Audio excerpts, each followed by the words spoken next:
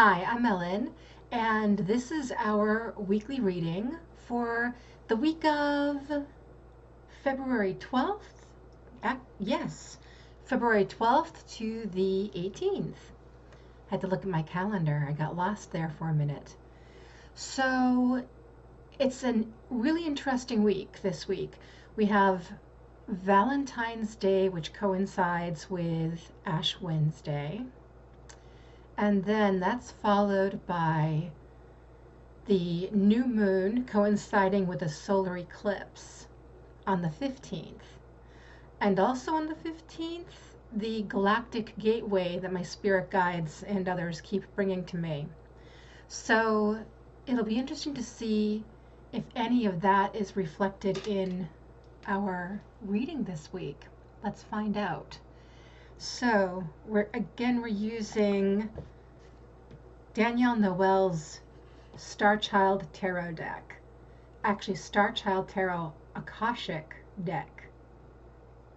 And I have to show you the inside of the box. How perfect is that? We are all stardust. So, our first card represents well-being. Ooh, and that card is strength. Let me bring that closer for you. Strength. So, what is it about well-being and our strength this week? Oh, by the way, another thing I want to mention is the card number is 11. See that? That's our master number, and it's also the number of this year. 2018 is an 11 year. So we ask you to consider, how might it be that you can bring more strength to your practice of well-being? How might you permit yourself, propose to yourself that you are stronger than your ego, and therefore you may use that strength to create a more meaningful sense of well-being. And we would say this includes how you drink, eat, move, and also how you are in relationship with yourself. Oh, well, that energy, the vibration of the energy is quite different in a beautiful way. It feels, yes, the word invigorating just came to mind. It also feels, how do I even word this? It feels peaceful, and yet there's such a purposeful nature to it. And I just heard youthful, vibrant. These words keep coming. So I'm wondering, could those adjectives also be assigned to strength? Could they be embodied in the word strength? And then could that embodiment of supportive adjectives be used to support ourselves and our own well-being? So, what a nice message to start with. All right. Let me see if we're ready to move on. Okay, yes. So our next card is regarding money. Money, perhaps also work.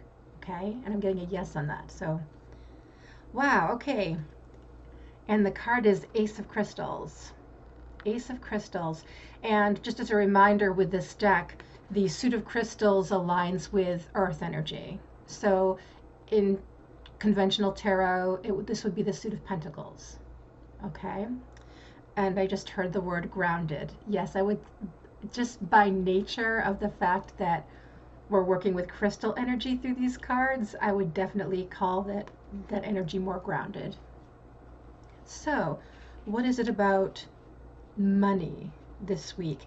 And understand that you can begin as though anew with your money, with your work. It is all to do with your perspective. It is all to do with how you choose to conduct yourself, to present yourself, to be within the concepts of money and also the concepts of work. Consider how you may start fresh, how you may bring freshness into your money, into your work. How might they then coincide? Okay, well, I'm entertained by it. I heard powerful. So I'm entertained by how my guides are almost reaffirming themselves as much as they are offering up additional words, energy to support what they're saying here. So yes, I noticed something for myself in regards to my okay, yes, I'll use those phrases. How I conduct myself with money and how I conduct myself with work. There's almost been a sense of stagnating. Like I feel like there's been this massive pause for the last week or so after a lot of movement in January and also overspilling into the beginning of February. All of a sudden it felt like this really colossal pause almost.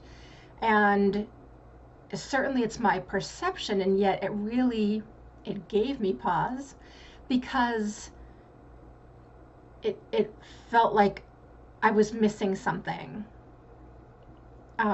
Yeah, I just heard one of my friends say, "You missed the boat, dear." And the thing is, she's being funny. By the way, this is my friend Linda, who is in spirit, who just said that. So thank you, Linda. She was always hilarious. She's hilarious in spirit too. So it isn't really that I've missed the boat in the sense that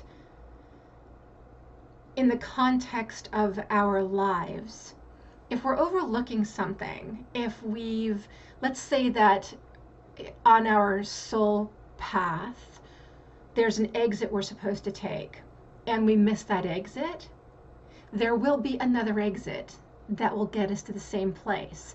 It might take a little bit longer, or it might take a different route. We'll still get there. We're not going to have something eliminated from our life path if it's meant to happen. Okay? Yeah, they're asking me to, I just heard tread carefully. So, and I'll say that's specific to you.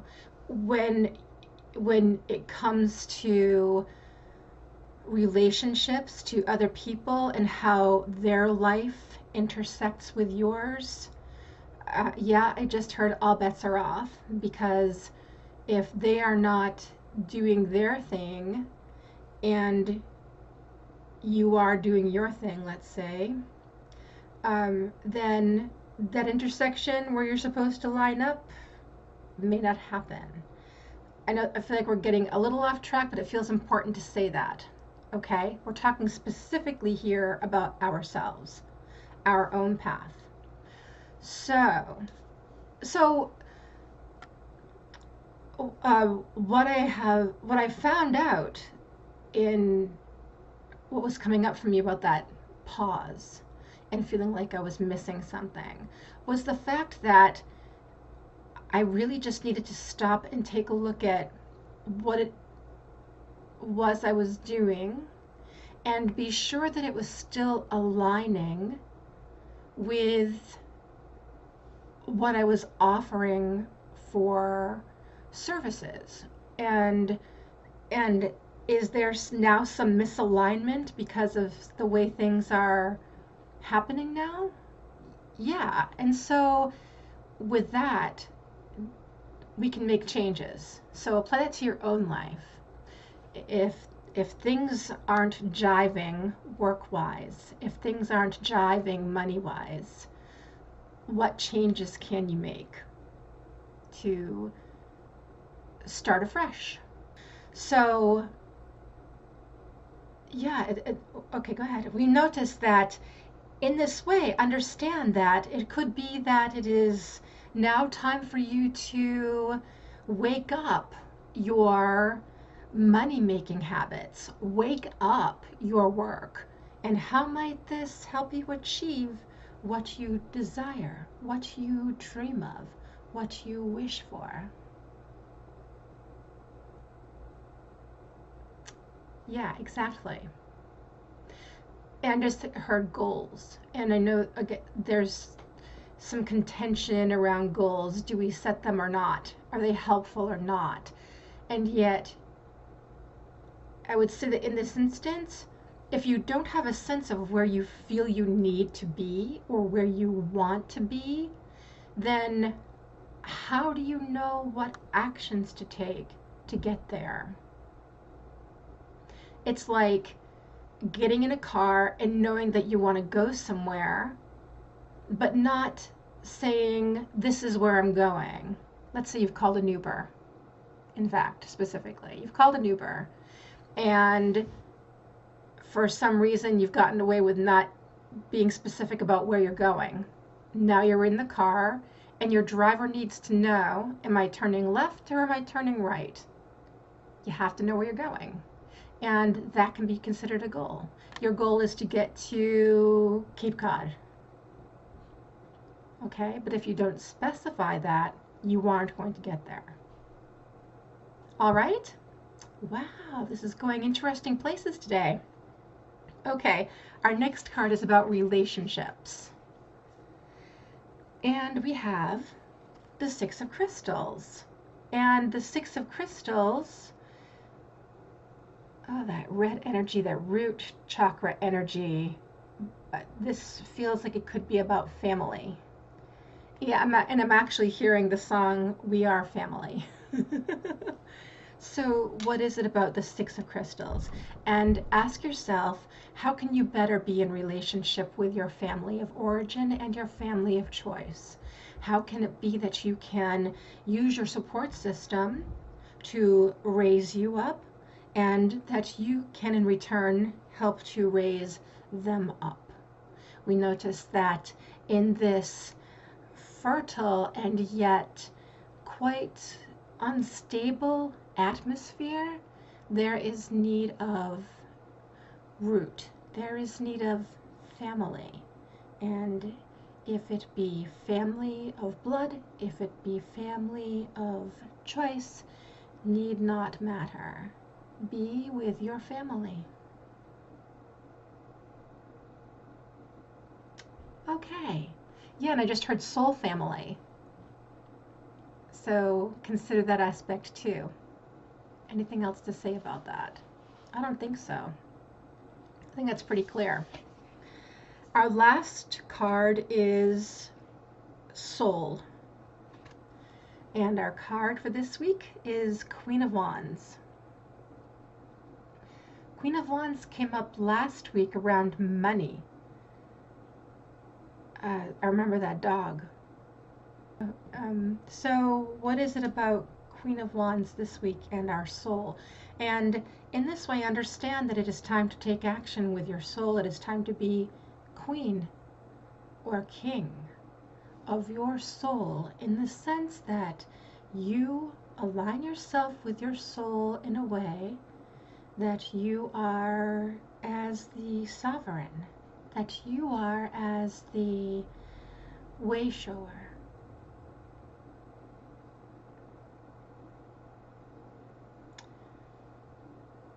Okay. Wow. For me, I see ripples of that with what's happening on the 15th. And I just heard intuitive knowingness. And yet, what's also coming up is intuitive normalization, in the sense of making our intuitive practices normal every day, part of what we do and who we are, however that shows up for each of us. mean, for me, it's my work as well as how I conduct myself. And yet, for you, if you aren't, it's so funny. I just heard if you aren't a fortune teller, I'm not a fortune teller, by the way. But if you aren't a fortune teller, if you aren't a psychic medium, if that isn't your work, uh, and I do mean that in the sense of that if that isn't your vocation, then how how do you incorporate your intuitive beingness into your everyday?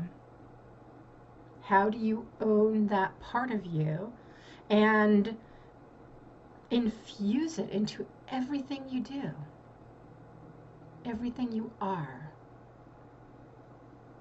and have it be incredibly normal, incredibly everyday, so that we're, I don't know, well, that's where we come to being the sovereign of our soul, or in sovereignty with our soul.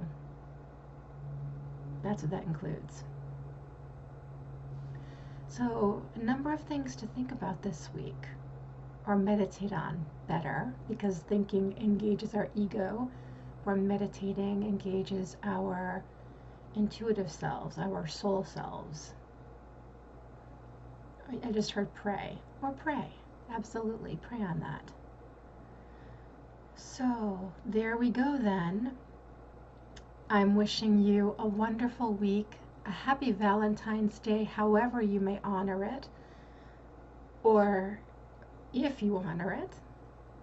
And there will be more to come regarding the gateway on the 15th. So until then, take really good care. Lots of love.